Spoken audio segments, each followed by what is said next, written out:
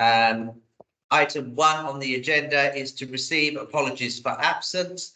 I have received Councillor Cullingford, Councillor Walden, Councillor Toy and Councillor Walsh. I'll ask the town clerk if we've had any additional. Okay. So could I have a proposer that we accept those apologies for absence, please? Councillor Harris, seconded by Councillor Evell. All those in favour, please show. Thank you. Item 2 on the agenda is to approve the minutes as a true and accurate record of the annual town assembly, which was held on Wednesday, the 19th of April 2023. Any persons here who were present at that meeting, could I ask for a proposer? Councillor Harris, seconded by Councillor Weeks, and all those in favour, please show. Thank you.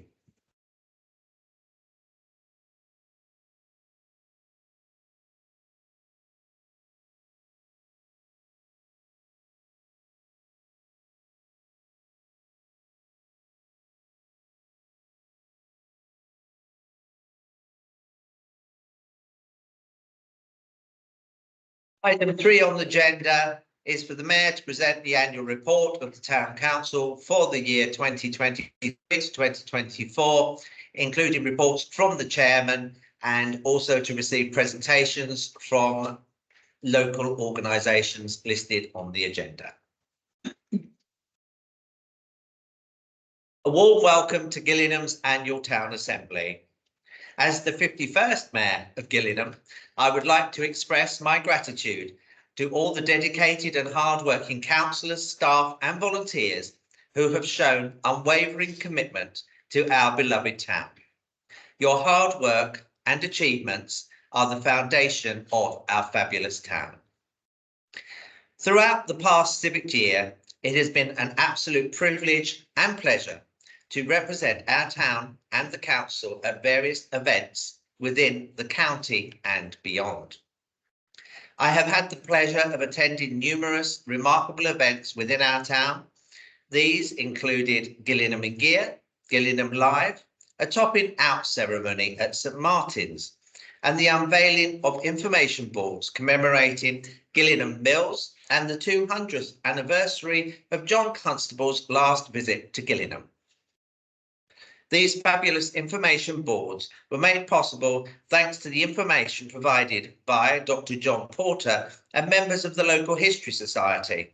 I am pleased that I can be joined this evening by David Lloyd, Chairman of the Gillingham Local History Society and the Gillingham Museum. So I'd like invite David to come up and make his presentation.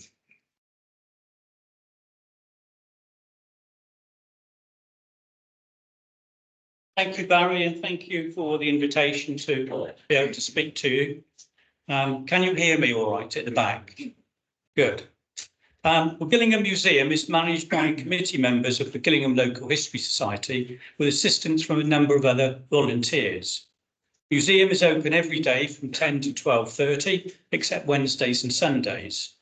We do not charge for entry, but encourage donations. We rely upon volunteer stewards to be available on these days. In fact, we've just made an appeal to our members for more help. That invitation also extends to you. The committee itself consists of the president, chairman, that's me, curator, assistant curator, treasurer, secretary, and one other member. It's been many years since the committee had its full complement, and we are desperate to obtain new committee volunteers with the right skills to take the society into the future. We believe we offer a great service to Gillingham and the outlying villages. With regards to finance, in the last couple of years, expenditure has exceeded income, and this is a trend we expect to continue. Despite this, we currently have a solid financial base due to a generous bequest a few years ago, but these funds are earmarked for a future lease. I must also add that the Society is a registered charity and the museum has accredited status with the Arts Council. We organise talks for our membership and visitors at White Primary School. I thought you might like to learn how the Society Museum actually came into being, particularly as it involved parish councillors. Over 70 years ago, in 1953, members of the Gillingham Parish Council, as it was then, met on the 23rd of March to discuss the formation of a local history society.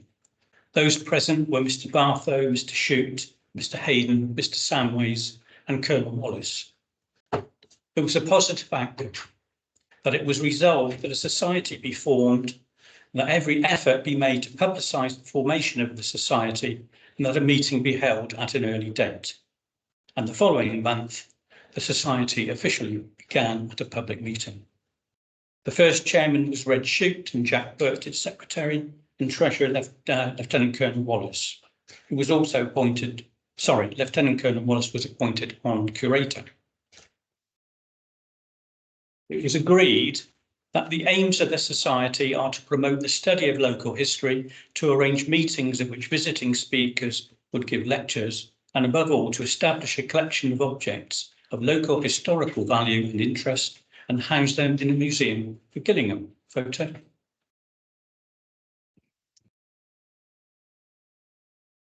That's the barrow that was used by Miss Seymour when she turned the first turf at the beginning of the Gillingham Railway.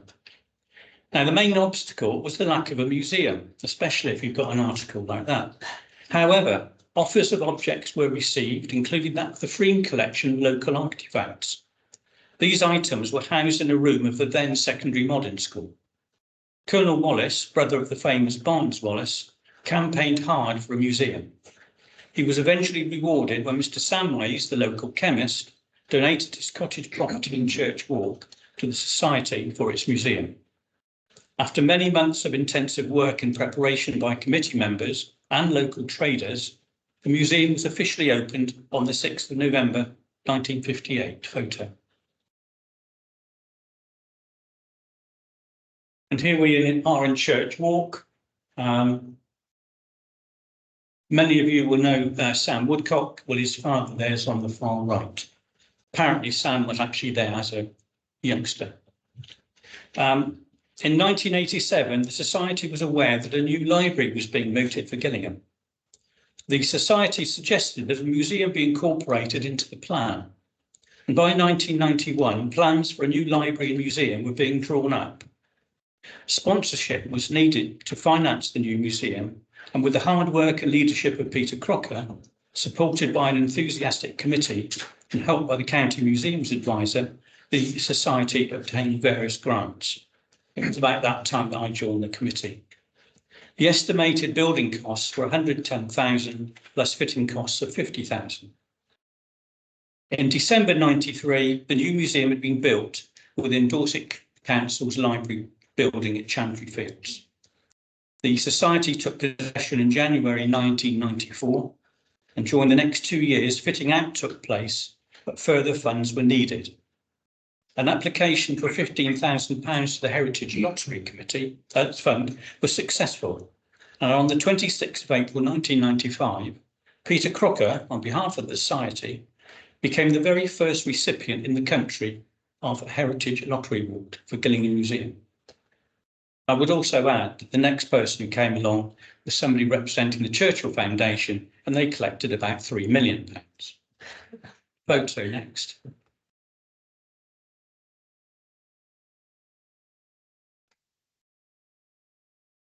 Right, there's the old museum in Church Walk. You might wonder what those people are doing in the hedge. If you look at the next photo, you will see that it was committee members and local fire brigade trying to get the fire engine out of the cottage and through the hedge to take it down to the square and then on to the museum.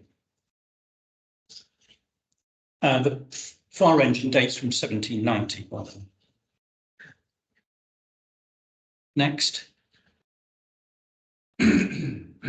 A new museum was officially opened on the 23rd of October 1996 by the Society's then president, Herbert Green.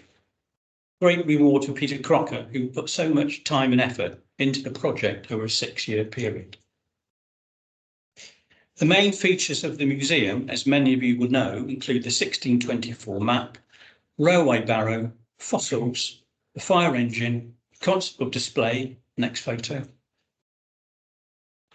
and of course skeleton, which is very popular with the children. The skeleton, incidentally, was found in 1964 at Tonga.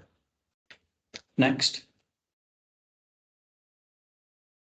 The primary school children often visit the museum and send us thank you letters. That's just one display that the primary school did, which was put on in the library. Next. We produce an annual journal, which was started by history teacher Bill Shreves in 1979, and a monthly newsletter, which includes details of our talks programme, which runs from September to May. Our next talk is on the 19th of March at White School.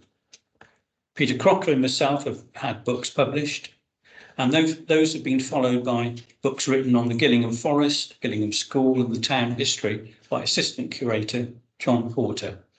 There are a number of publications for sale in the museum.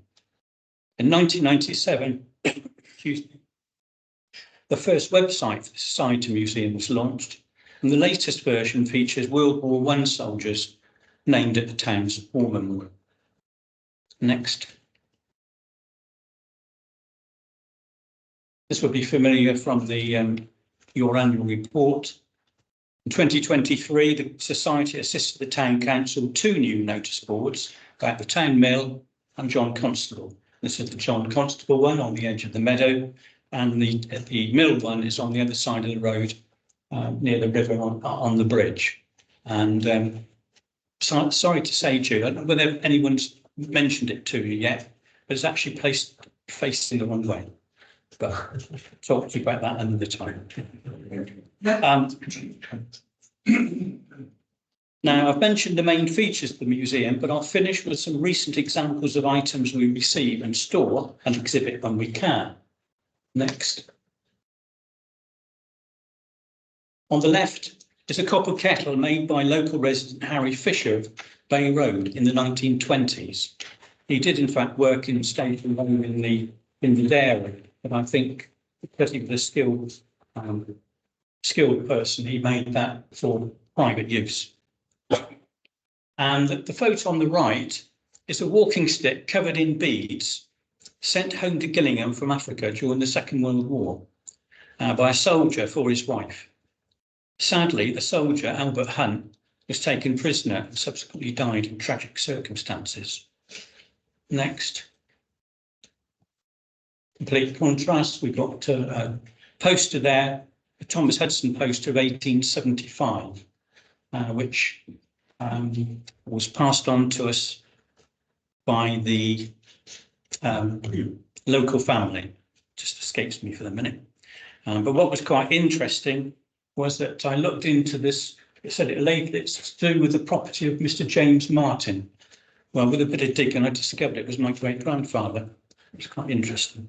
And next, just to start to finish up,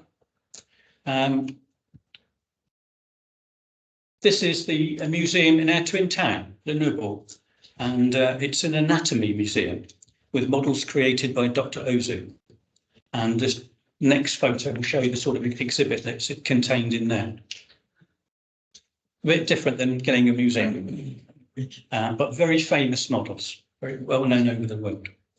Another photo, last one. Right, well, that finishes my presentation. Thank you for the opportunity of talking to you, and thank you for listening. Thank you.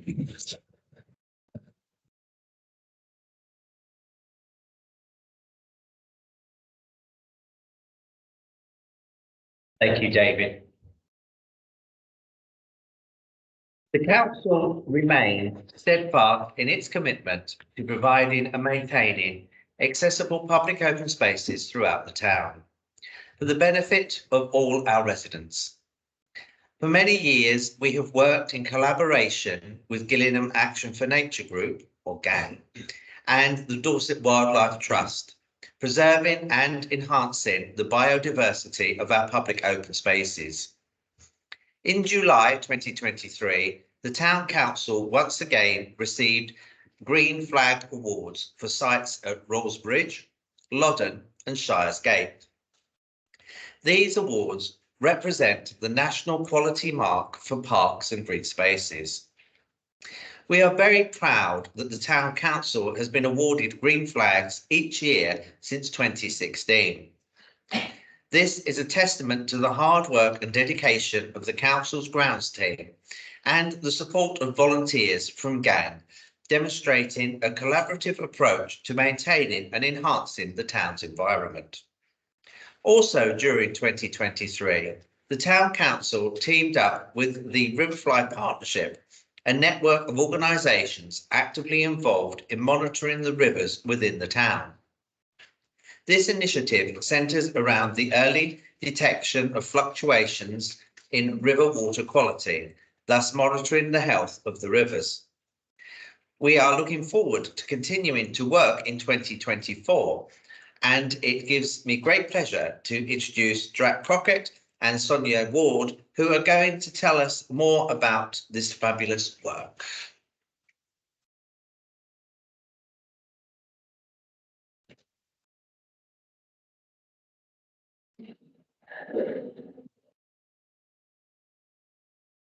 Good evening, ladies and gentlemen. First of all, our thanks to the Mayor and his team for the invitation to allow us the opportunity to give you, the members, the general public, a brief insight into the workings of the Riverfly Partnership, not only from a national perspective, but of more relevance to ourselves, how the partnership works at a local level here in Gillingham.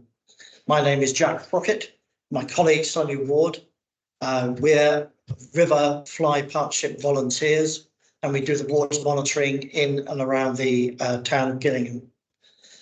Many of you probably haven't heard of the Riverfly Partnership, but it's something that I've always been sort of fairly interested in, well, very interested in over the last 3 years. And it's a network of organisations basically representing anglers, conservationists, entomologists, scientists, watercourse managers, and the relevant authorities working together to protect the water quality of our rivers.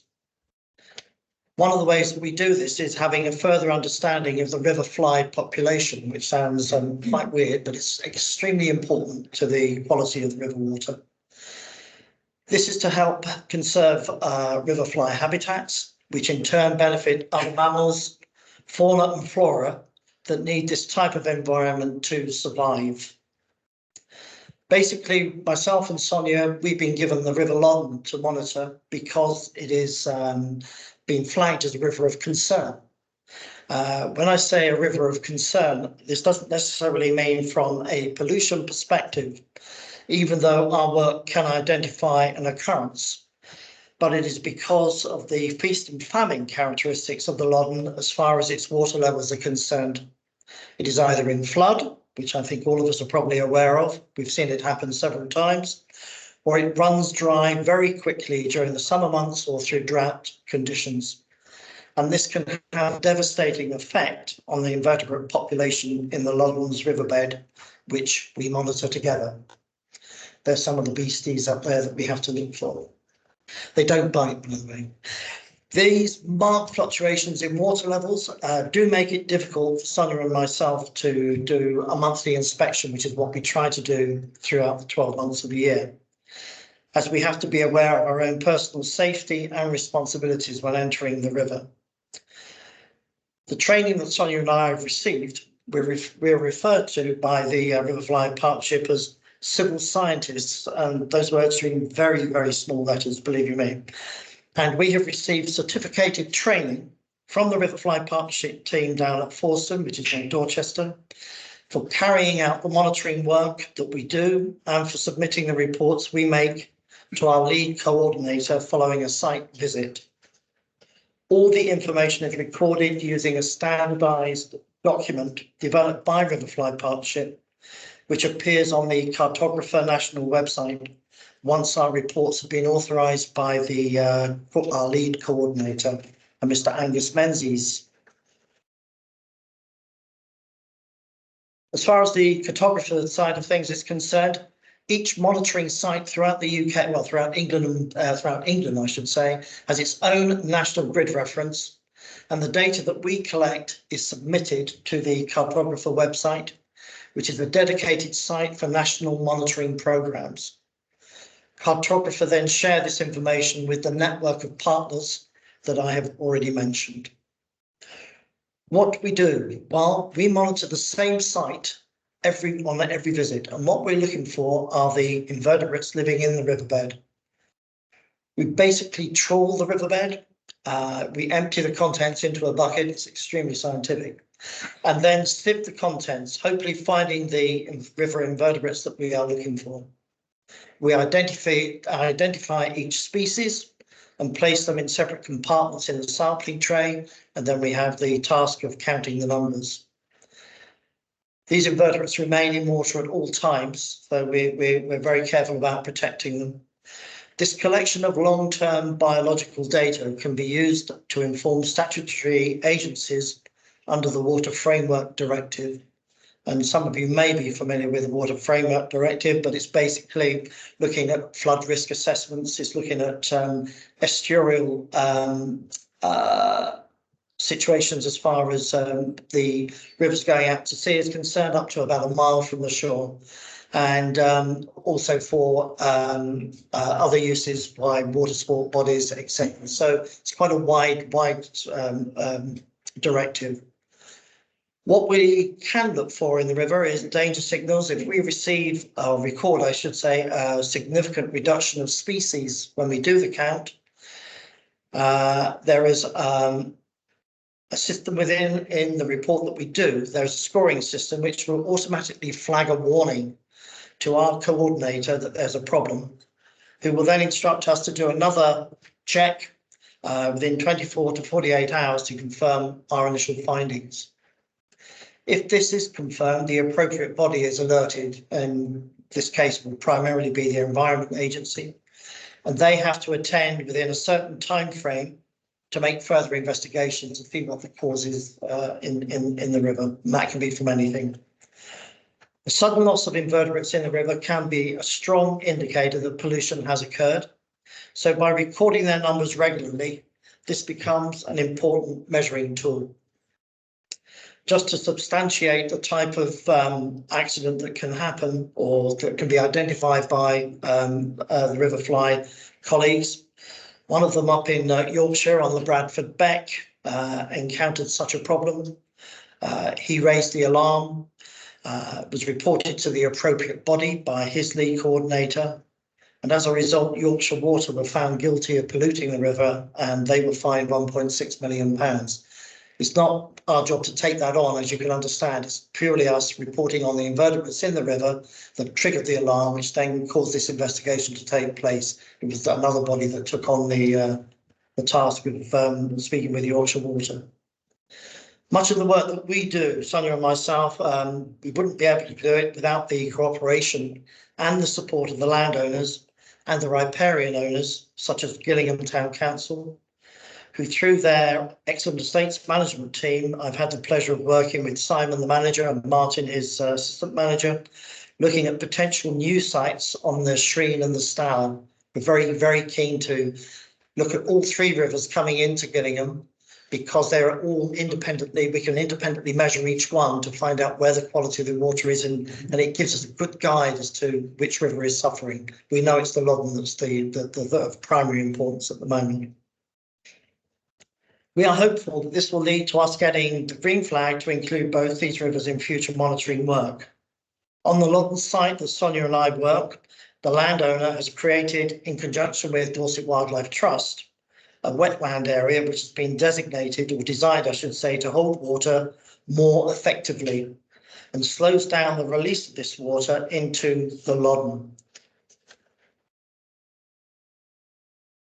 whilst at the same time creating a micro-friendly environment for the fly life that we're looking for, together with the fauna and the flora which thrives in these conditions. And basically what has happened there are several brooks that run into the Loddon, and they're uncontrolled. So by putting in bundles. We've actually coppiced and bundled hazel and other timbers that we've taken out, and these are all bundled together, and they're placed down the hillside. And basically, where the water starts to come out of these springs, it actually slows the water from going down into the Loddon. And but at the same time, it creates a beautiful area for the type of wildlife that we're looking to encourage. And rather like David, we're all looking for volunteers, always looking for volunteers. So all I would say to the people that are here tonight, that if you know of anyone who might be interested in doing this valuable work, we've handed out some leaflets tonight, which will give you some contact details. It could, I think it could be of great interest to a number of people in doing this very valuable work as we see it.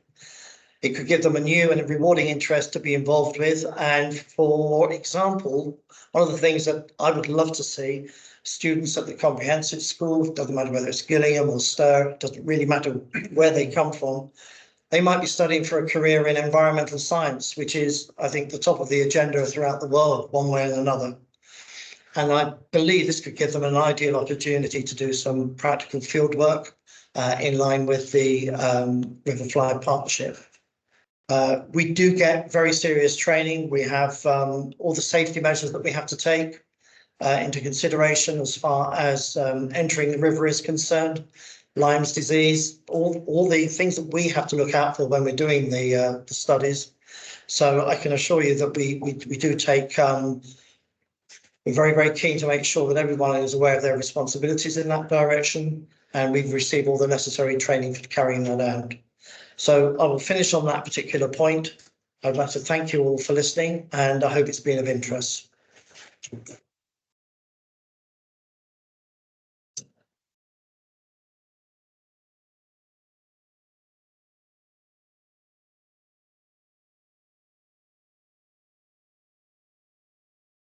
And thank you, Jack and Sonia. Gillingham Town Council is committed to further reduce the Town Council's carbon footprint, and this year the Council has initiated a significant project to install PV panels on the Council workshops at Roman Court. This project aligns with the Council's ongoing commitment to sustainability and long-term environmentally conscious aims. Notably, the Council has now purchased 2 electric vehicles, marking the beginning of the fleet replacement plan. In June 2023, the Council organised various events in support of the Great Big Green Week, the UK's biggest ever celebration of community action to tackle climate change and protect nature, where we were joined by members of the Gillingham Repair Cafe. And it gives me great pleasure to introduce Fiona Cullen, a representative of Gillingham's Repair Cafe. Good evening, everyone.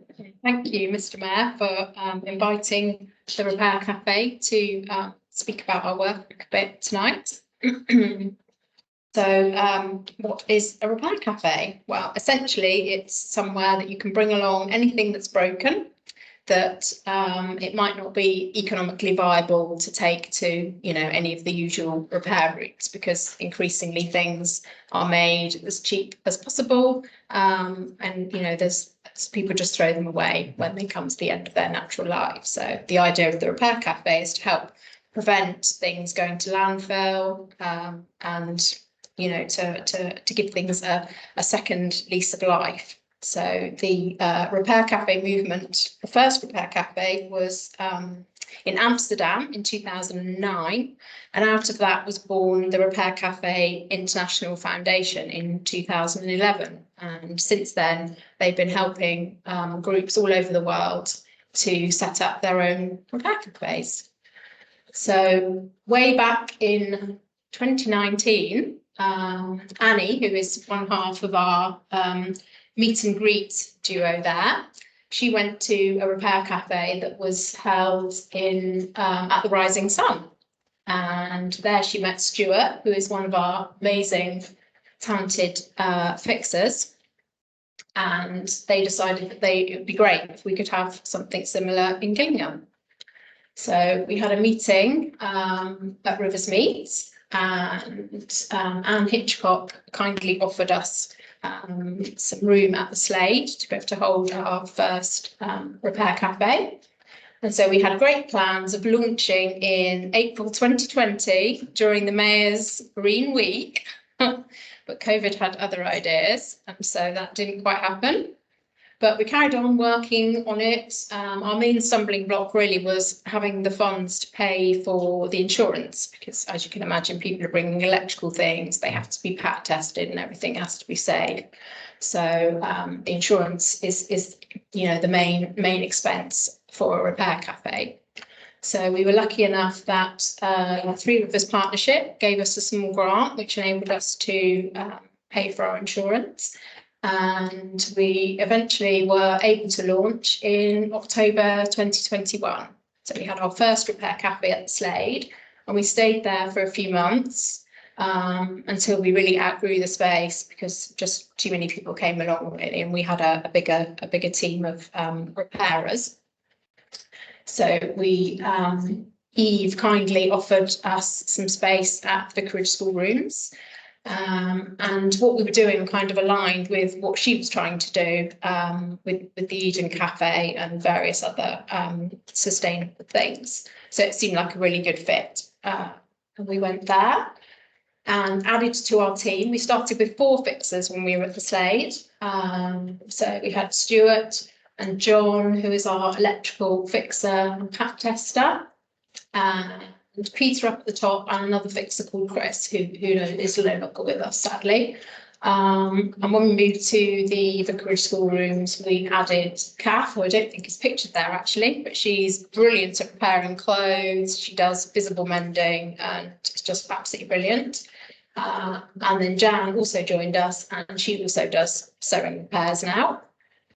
And David is another. He used to fix televisions in the days when people rented TVs and actually got them fixed, which nobody does anymore, seemingly. But Stuart and David are really good at CD players, TVs, that kind of thing. So we're often able to mend those kind of items. So we don't charge at all, but obviously we have to hire the Vicarage School Rooms, and we still have to pay our insurance premium every year. So we ask that if people are able to give a small donation, whatever they feel it's worth, there's no obligation to do so, but luckily most people do. So that keeps us going. And as you can see, last year we saved 148 kilograms of broken items that we were able to fix, so they didn't end up in landfill. And we hold the repair cafe on the second Saturday of every month. So that'll be this Saturday indeed. If anyone's interested in coming along, you don't have to have something to fix. We run a cafe as well, where you can get a hot drink and some cake. And we have regular visitors who come every month who never bring anything to fix, but just like hanging out, because it's just a really nice vibe. And we do get very excited sometimes when things which we thought, were just not going to be fixed, and you're able to fix it. So recently a lady brought a radiogram that belonged to her father, and she, thought there was nothing that could be done with it. But David managed to fix it, and we were kind of dancing around the Vicarage School Rooms with excitement that we'd managed to mend it. So yeah, so obviously you can see our dates up there, and we welcome people to bring, whatever they have, really. You never know what we're going to be able to fix. It's mainly electrical things and obviously sewing repairs. It's quite useful if you're able to message us via our Facebook group or by email, and then we can give you a better idea of, whether we're able to fix your item. And we encourage people to stay and watch our fixers and help them maybe learn, next time they'll be able to fix it themselves.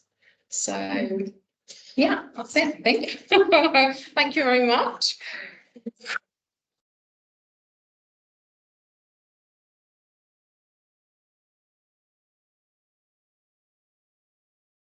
Thank you, Fiona. I can highly recommend the cake. Over the past civic year, the council has prioritised community engagement efforts. One of our key initiatives is continuing to update the neighbourhood plan, which involves consulting members of the public, local community groups, businesses and organisations. This ongoing project is of great importance to the future development of our town. The Town Council is working on a comprehensive plan to enhance our flagship play area at Hardings Park. Public consultations have been taking place with our young people to gather their perspectives and suggestions for the site. We value the help of our local schools and youth groups. Their input will assist the council in providing a high quality plan for this area and ensure that it meets the needs of all users. Listening to members of the public has resulted in many projects, including a new community board at Hardings Park, a new communications board at Hardings Park, and a new bench at the Gillingham War Memorial. Engaging with the public via social media platforms is both valuable and integral to communicating our work. This is an area that the council will be growing and developing in the coming year. The Town Council maintains and encourages key collaborative working relationships, and I chose that word, with all departments at Dorset Council, including the highways and planning departments, amongst many others. As new developments come into operation, the council has been working with developers and the Dorset Council Planning Department to ensure that the provision of play areas meet the high standards and requirements set by Gillingham Town Council before they are adopted. The Town Council has also been consulting with developers regarding the provision of community infrastructure and sports facilities as part of the planning permission of the Southern development. By prioritising community engagement and collaborating with various stakeholders, the council ensures that the community's needs and opinions are considered in decision-making processes. The council maintains strong working relationships with our local Member of Parliament, the Police and Crime Commissioner and the Neighbourhood Policing team. Meetings being held to address residents' concerns and explore potential solutions. We had hoped that PCSO Vicky Biggs and PCSO Sue Leet would be able to come along and do a presentation, but unfortunately they've been called out, so unable to come this evening. So we will carry on. The council is committed to addressing community concerns, promoting sustainability, managing finances responsibly, and enhancing the town's environment. The council recognises the impact of the cost of living crisis on residents and businesses, and with this in mind, some difficult budgetary decisions have had to be made this year. In January 2024, the council set its budget for the financial year 2024 to 2025, amounting to £1,094,631. This translates to a precept of £1,055,557, reflecting a 3.43% increase. Consequently, there will be an annual increase of £4.46 on a Band D property. In the 2023, the council paid £4,000 in grants to support community and voluntary organisations. Thanks go to Councillor Walden, who has provided a full report on the work of the Finance and Policy Committee, which is included in our annual report.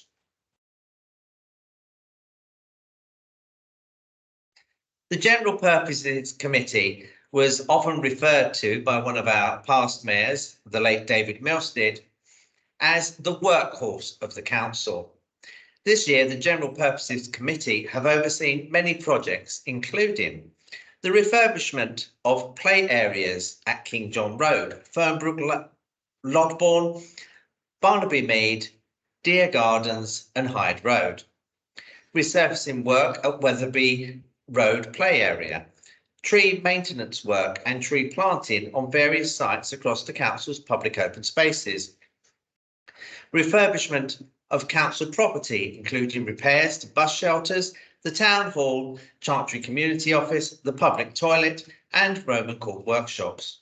The creation of more allotment gardens at Cemetery Road. The creation of new wildflower areas.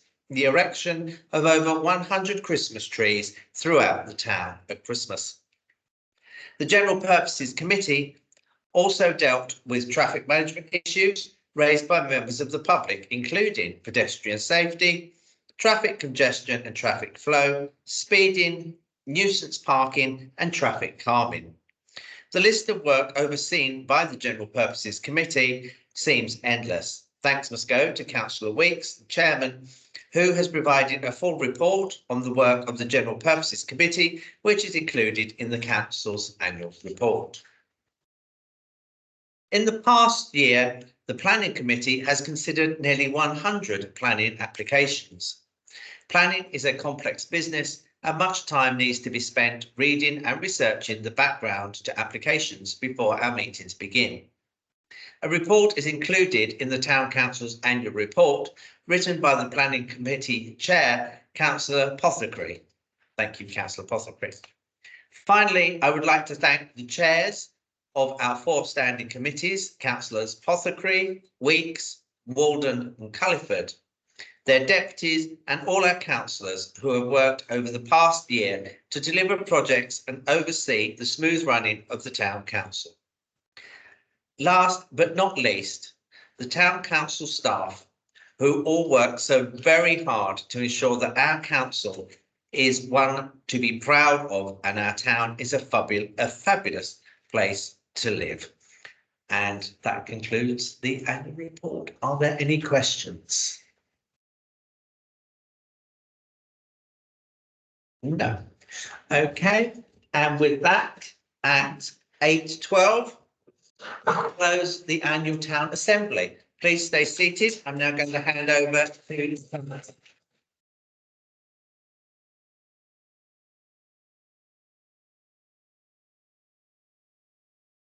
Thank you very much, Mr. Mayor.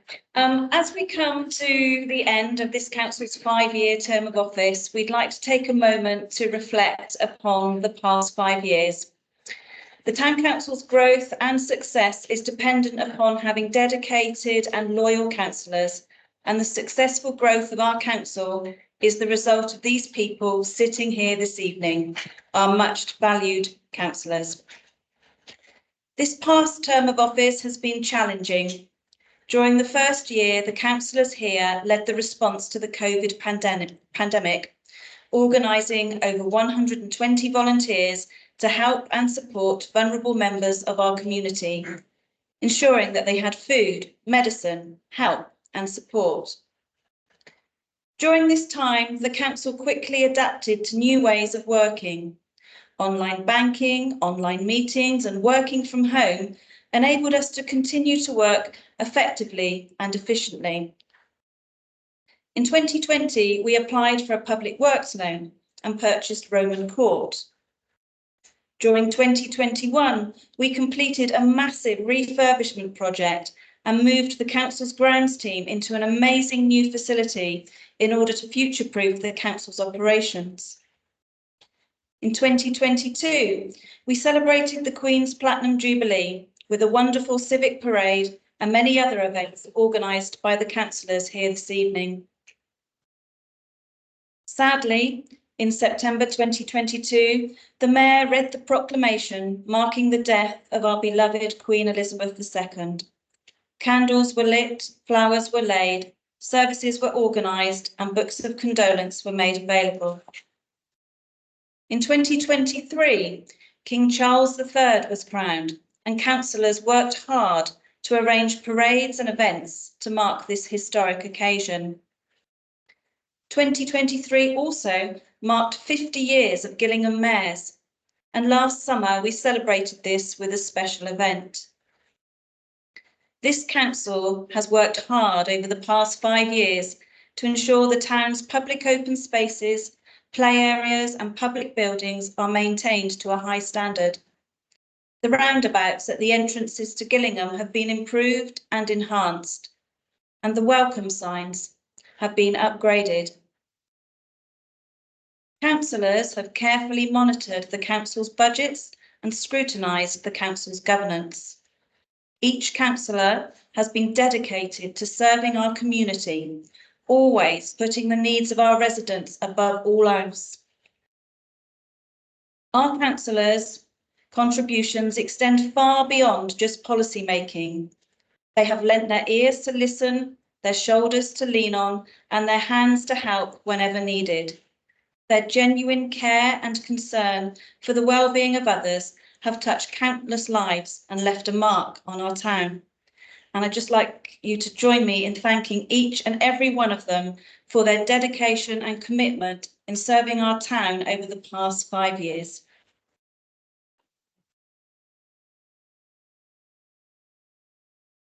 Okay, before we close this evening, we'd just like to take the opportunity to mention some special councillors, starting with, Councillor Rupert Evell.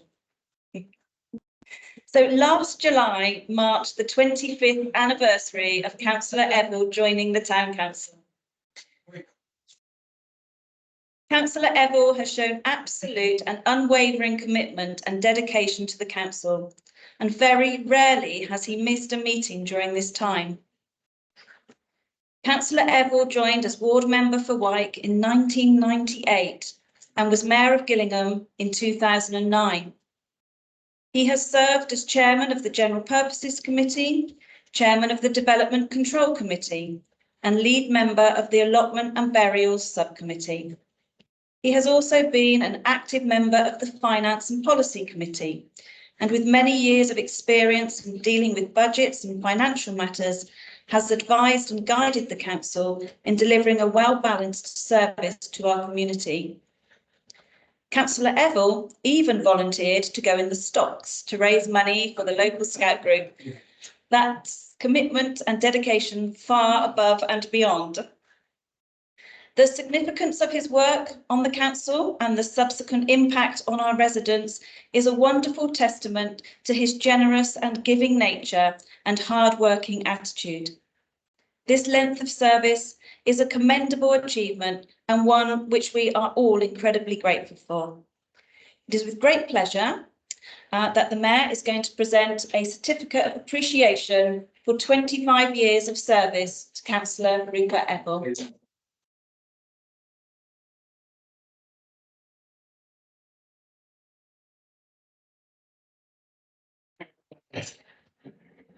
Here you go. Now you've got to do the picture, Rupert. All right, you've got to stand in between. Remember your mayoral days. Take the civic pose. That's it. Smile to the camera.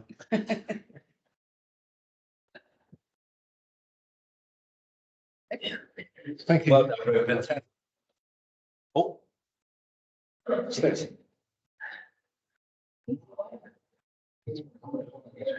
There we are. And we would also like to present you with a rose bush. Wow. To remember 25 years. And I hope another 25 years. There we go. Thank you very much. Thank you very much.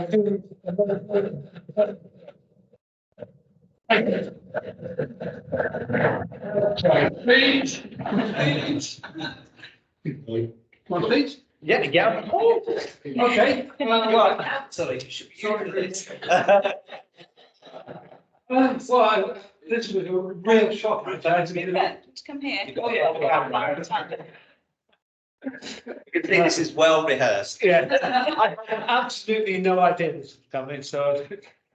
Well, again, Julie, thank you very much for those very kind, very generous words. You know what to say, I'm going to the proud of the seat. Yes, I joined this council in, say July 1998. Yeah, quite a few notable people on the council at that time. We, done years of service to this town. Cullen, Brian Nicholson, Sue Hunt, Brian Nicholson. Oh yes, a bloke called Fred Evans as well. Yes. Yeah. So yeah. Well, choose outline the committees I've served on, and well, I'm absolutely. I don't know. Yeah, thank you very much. Yes.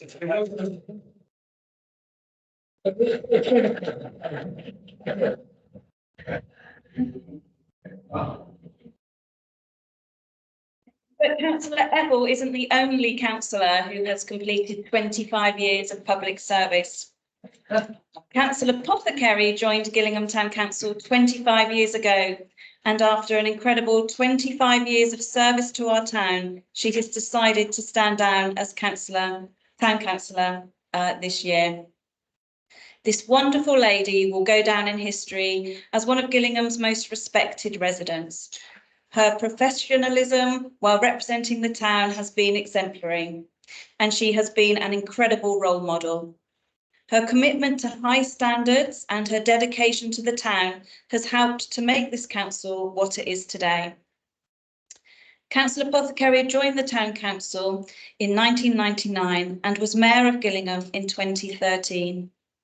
Councillor Apothecary has served as chairman of the planning committee, lead member of the Traffic Management Subcommittee and lead member of the Conservation Area Subcommittee. She spent 6 years working on the Gillingham Neighbourhood Plan, and during her time on the Planning Committee has considered over 2,000 planning applications. Councillor Apothecary's devotion and loyalty to our town will never be forgotten, and it is with great pleasure that the Mayor is going to present Councillor Apothecary with a certificate of appreciation for 25 years service.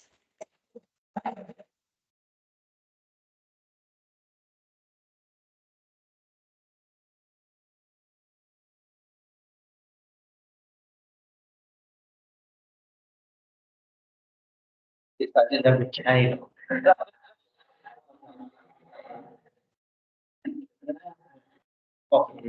First man.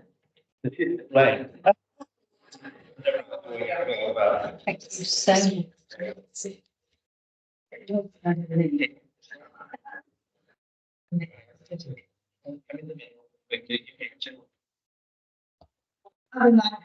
This is a bit of a surprise, and actually, I couldn't believe I was here and sat down there. This person you described, I'm a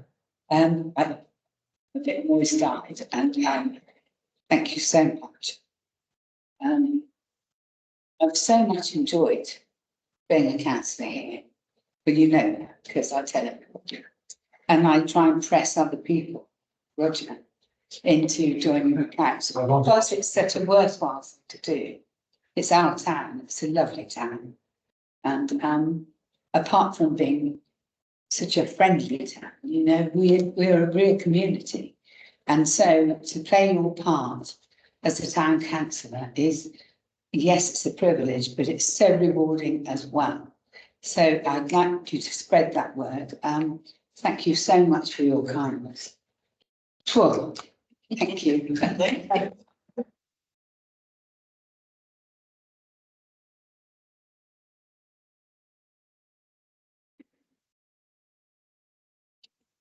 So at the end of this term of office, we will be saying farewell to 3 more members of the council, and in recognition of their commitment, we're going to present them with a certificate of appreciation.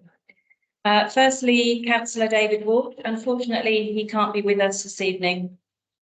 Councillor Wolf rejoined the Town Council through co-option in May 2023, and since then has been an active member of the Planning Committee and the Finance and Policy Committee, and has contributed towards the review of the Gillingham Neighbourhood Plan. David's passion is planning, in simple terms, ensuring that the right development is in the right place. If only it was that easy. Now, we do have a certificate which we will let David have as soon as we see him. Hey, Councillor Alison von Clemens, who is with us tonight, which is nice. Councillor Alison von Clemens was co-opted to Gillingham Town Council in May 2019. And for 3 years, she served as the Mayor's consort, being a wonderful ambassador for the town. She also supported the Mayor as chauffeur, caterer and general advisor.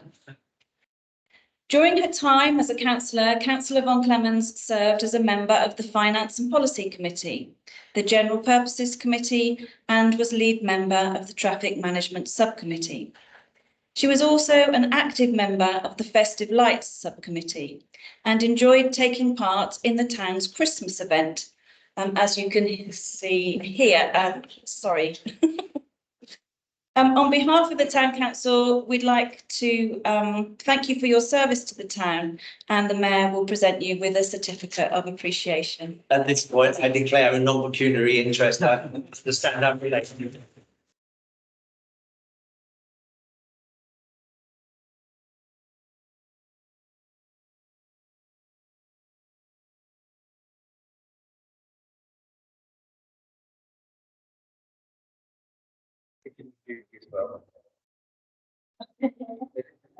What we've been doing with part of this over the years.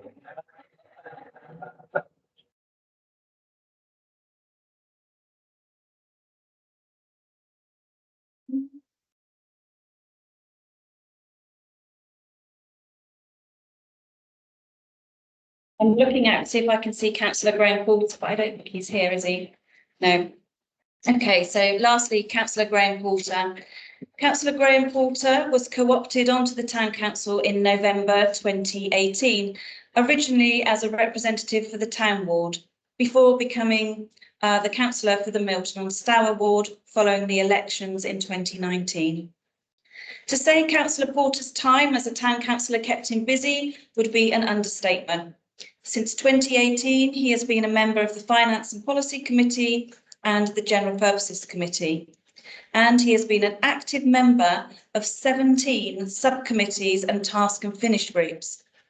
He has led the Neighbourhood Plan Subcommittee, the Woodwater Sports Pitch Task and Finish Group, and the Contracts and Agreements Subcommittee, where he oversaw the lease with the Dorset Registration Service, the transfer of the play area at Watham Court, and various utility contracts, to name but a few. His attention to detail and thoroughness has been a tremendous asset to this council, and during his time in office, his red pen has hovered over 180 policies and regulations. Councillor Porter's diligence will be a hard act to follow. Councillor Porter was also the driving force behind the creation of Gillingham's Petanque Court on the town meadow, which is enjoyed by many. We do have a certificate of appreciation for Councillor Porter, and we will let him have that as soon as we can. Now, as you will be aware, elections are being held on the 2nd of May this year, and we are very much looking forward to welcoming our newly elected councillors for a new and exciting term of office.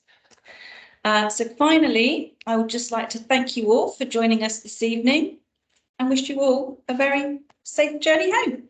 Thank you.